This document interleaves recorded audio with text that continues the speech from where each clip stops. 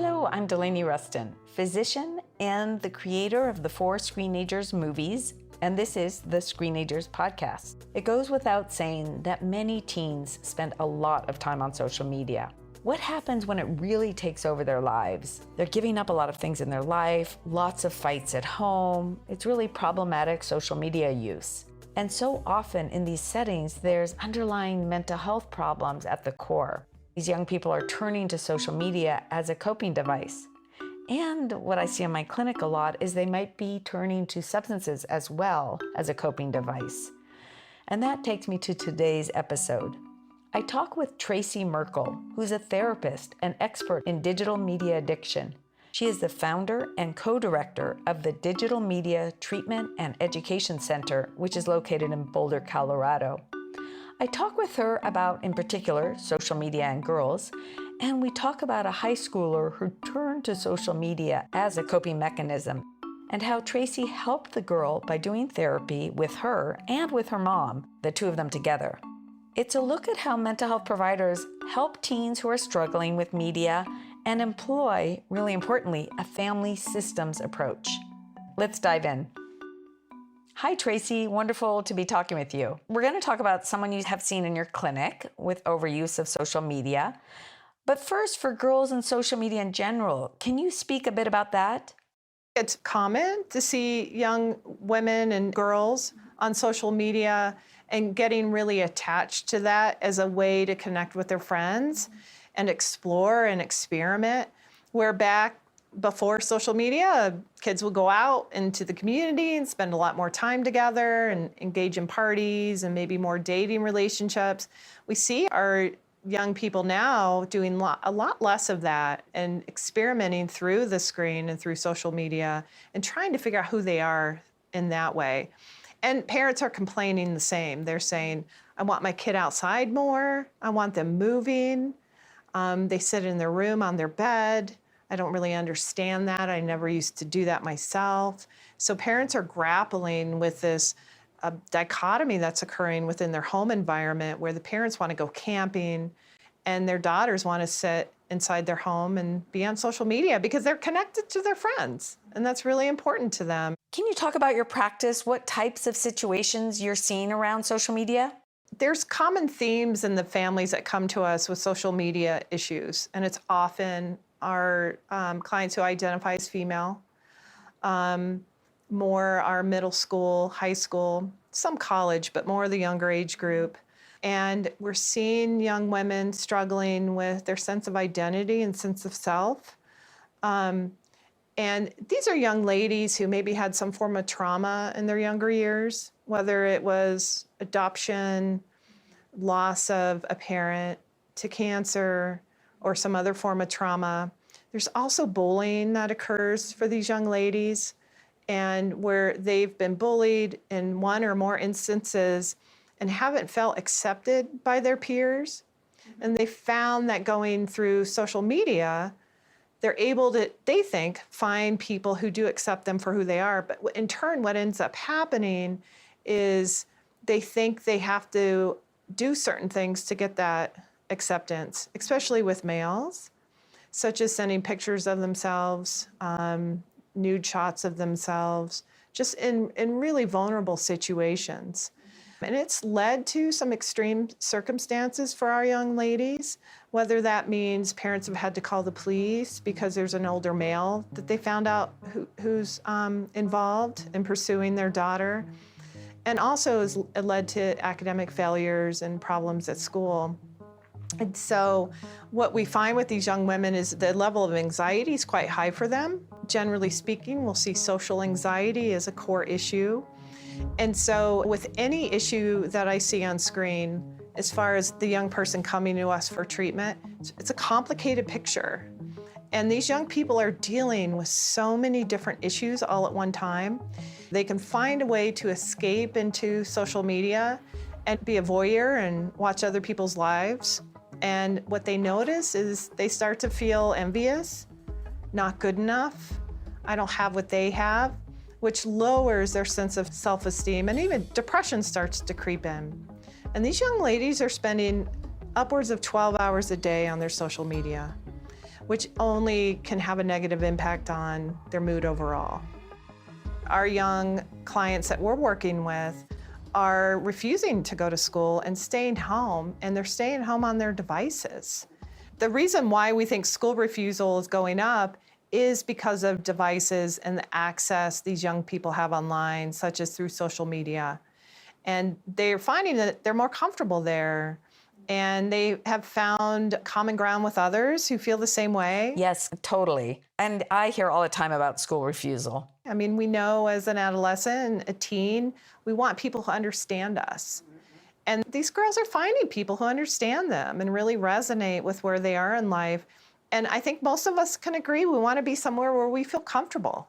And that's why we're seeing school refusal go up a great deal. Yeah.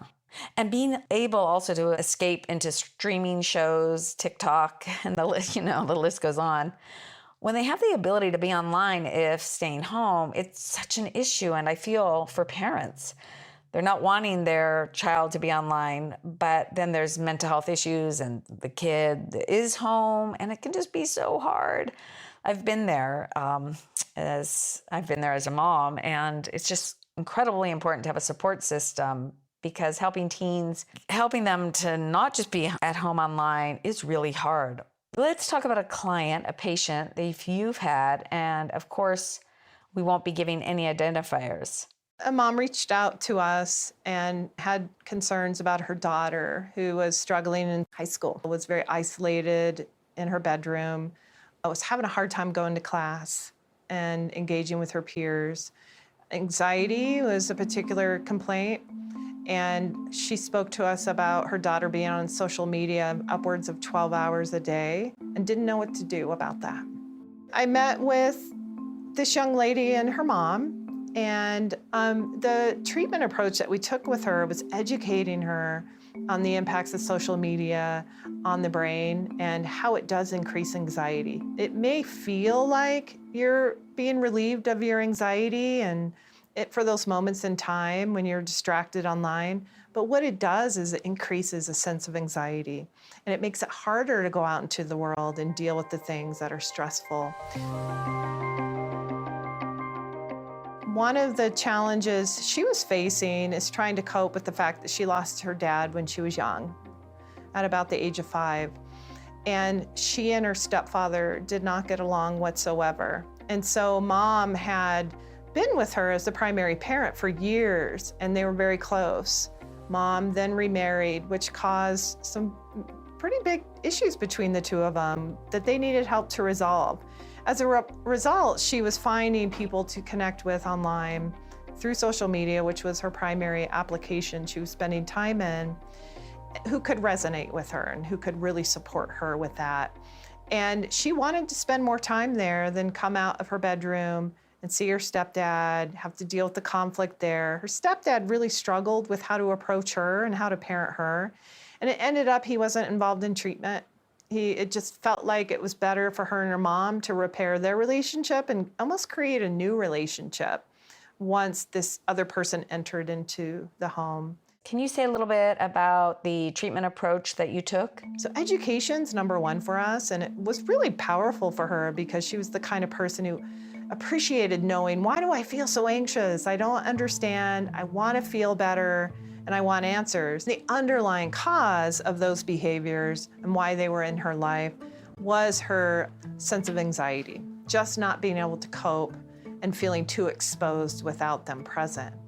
So we spent time with her on understanding social anxiety, which was primary for her, and how to help her understand what caused her to feel anxious. So identifying the triggers, and we get really specific and drill down to exact scenarios and write those down so she can see them, then rate them on a scale of 0 to 100. And so as she developed awareness about her anxiety, she started to feel more empowered that she could do something different. And so having her experiment. What would it be like if the first thing you did in the morning wasn't to pick up your phone and lay in bed until 11, and then you miss the first part of school? And so we would give her these small challenges, and slowly but surely she would overcome those. So it was probably about a 6-month process for us. It was a period of time that it took her to feel more and more competent and capable to set that device down and not use it as a safety net for when she felt anxious. Her mom was also involved on a regular basis in the work too. And what helped her mom was understanding what was causing her daughter to feel anxious, what could change in the home environment. Even though stepdad wasn't involved, mom could do a lot to help alter the environment and work on their own honesty with each other. So we allowed them space within our sessions to do that and speak openly and honestly. Yes, I'm a huge supporter of this family work, family systems. In fact, in Screenagers' next chapter, it actually shows my daughter who is facing depression, the two of us, actually a short scene of us getting counseling together. And the therapist was just so great in validating both of us, pointing out how we were both trying hard and helping us see things from the other person's perspective. It was super helpful. So let's talk about ways you helped the teen in terms of social media use. One of the modalities that we use that is extremely effective is motivational interviewing. And motivational interviewing is a great approach, especially with teens, because they desire a sense of autonomy. And that approach is all about asking open-ended questions, getting them to critically think about their behavior. And is it working for you? Is it not working? So we spend time doing pros and cons lists and having them write down, how is this benefiting me in my life? And how is this affecting me in a negative way? Yep. I, of course, use this all the time with teens in my practice. It's such an important approach to all of this. Motivational interviewing, the intent of it is to help that person come to a conclusion on their own through our way of questioning. So they decide it's time to stop. We may together come up with a plan of moderated use, where there's some limits they have in place, such as mornings and at bedtime. They may plug their phone in outside of the bedroom moving forward. Okay, and can you talk a little bit more specifically about what you did to help the family? One of the tools that we've seen to be most effective in families where there's behaviors like too much screen time are family agreements. And teens are at the age where they can really engage in that process too and come up with their own ideas for expectations, their own ideas for consequences, and the parent creates their version. And what we help the parent with is coming up with the five most important expectations and consequences to help stabilize the situation. Anything more than that, kids lose sight of that, parents forget, and our main goal is consistency and follow through. And the child needs to see that because for a lot of the parents, they're not consistent. They get fatigued, really tired, they give up, they don't like the conflict, and the child needs to know mom or dad both mean business for this to work. So they come together and have a negotiation meeting. And prior to that, we work with the teen or the young person on negotiation skills. How do you communicate what you need? How can you self-advocate for what you need? These are all really important skills for young people so they feel more competent, more confident, so they can come out into the world more and engage in a healthy way versus, avoiding through the screen. The parent comes in the room and they may have some non-negotiables. They're like, listen, number 1 and 5, I'm not going to negotiate because this has to do with safety. Smoking marijuana or using marijuana in the home is not a deal at all between you and I. That's not happening. And so if that happens further, here's what will occur. And these consequences have to match the behavior and they have to be powerful and meaningful to the teen. They need to make sense. That's the one area that I think parents struggle with the most is consequences that are meaningful. And so we spend time really problem solving what's worked in the past, what motivates the child, because motivation's key. And we've got to find a way to motivate them to want to change their behavior. Let's talk about consequences in this situation. They're tough to come up with and to enforce. They are. They're extremely difficult. So we have a spectrum of consequences we work with. And we usually will start, depending on the severity of the behavior, we'll start with a stiffer consequence. So the parent's able to get the teen's attention quicker. And it's usually anywhere between a 3 and 7 day window. With teens, they really can't see beyond 2 weeks. And so we want to make sure the consequences aren't long-term. Really, the intent of consequences is to get the teen's attention, for the parent to be consistent and to follow through, so the teen knows moving forward, you're going to do what you say you're going to do, which will help slow down their impulse to engage in the behaviors that you don't want to see them do. And the key here with this super hard situation, the intense use of social media, having help is just critical. Setting and enforcing boundaries and consequences is extremely challenging. And parents, they still want to maintain, it's so important that they maintain the relationship and the connection. But it is really hard. What was happening with the mom, her journey with all this?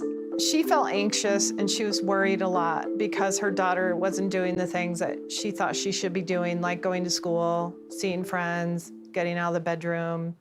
So in general, I think when people are really anxious, they're scared and they pursue. And they don't know that that's actually going to perpetuate the behavior of the teen. The teen's more inclined to continue to stay engaged in the behavior the more they feel pursued. So we work with that pursuer-avoider dynamic a lot. Her daughter already was a big-time avoider by using screens, and so we need to alleviate the behavior between her and her mom that might facilitate more avoidance. And so it did come down to the therapy process. The teen and her mom and me spending time together, working on communication skills. But bottom line is creating an environment where they both felt safe and they knew I would help regulate the situation if somebody wasn't listening or talking over. Because the young lady I worked with, the teen, was very passive, and she would shut down and get really quiet if she felt like her mom was coming at her too strong. That pursuer-avoider dynamic showed up in the therapy room as well.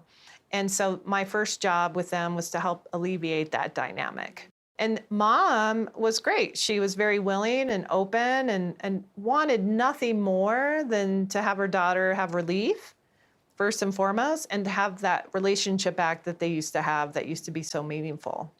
The young lady, the teen client, was extremely motivated to get relief. So she actually was willing to experiment with her mobile device, which is where she spent most of her time. We were not worried about the laptop so much. It was mostly on her smartphone. She was willing to experiment with limits on that and was willing to let mom step in and help support her. It was neat. It was a neat process because she wasn't defiant at all. Her motive was, I want to feel better. I hate feeling this anxious. I hate my negative thoughts that are in my mind about who I am and what people think of me.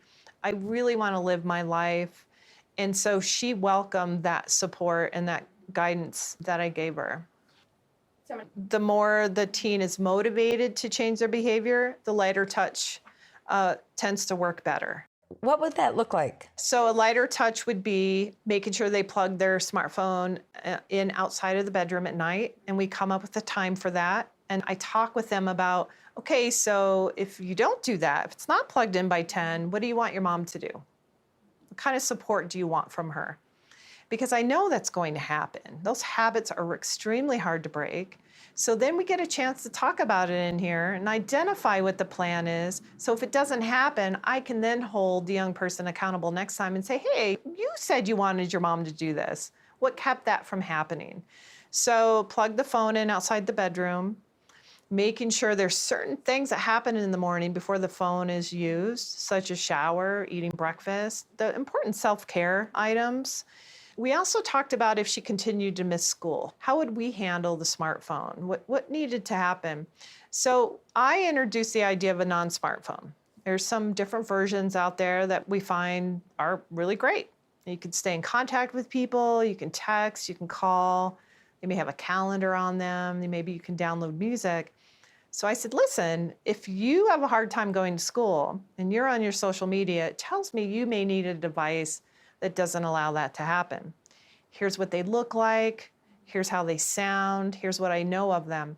And I want to educate my teen clients on what those look like and also introduce that, because then it plants the seed of, geez, if I can't get my act together and start going to school, this may have to come into the picture, and I don't want it to.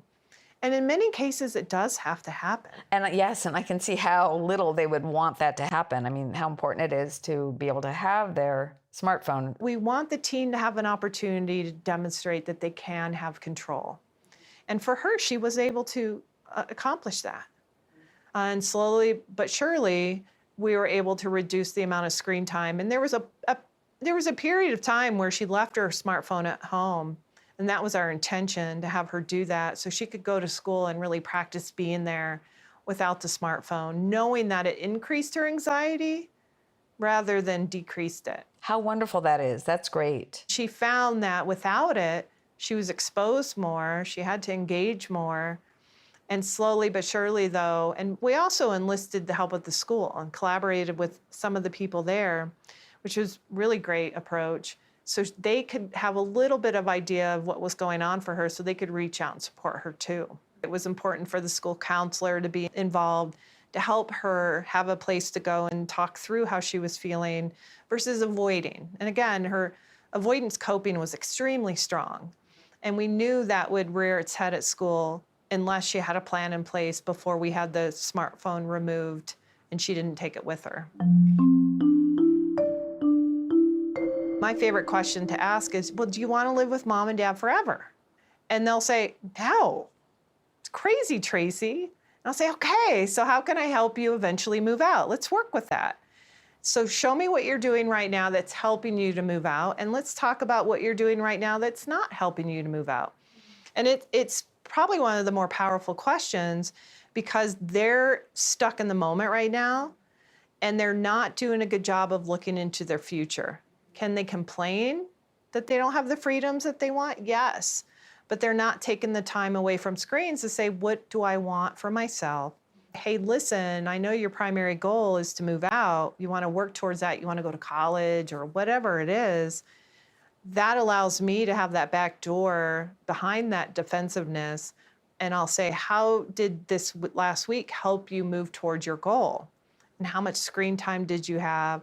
Did you get out and do that thing we talked about, like walk down to the coffee shop and get a coffee, which can be, to me, not a big step and it's not anxiety provoking, but for our young people who don't get out much and have anxiety, that's a big step for them. I always talk to them about, what do you think you need in place in order to move out and live alone and be successful? Do you need to know how to manage your money, grocery shop, do your laundry?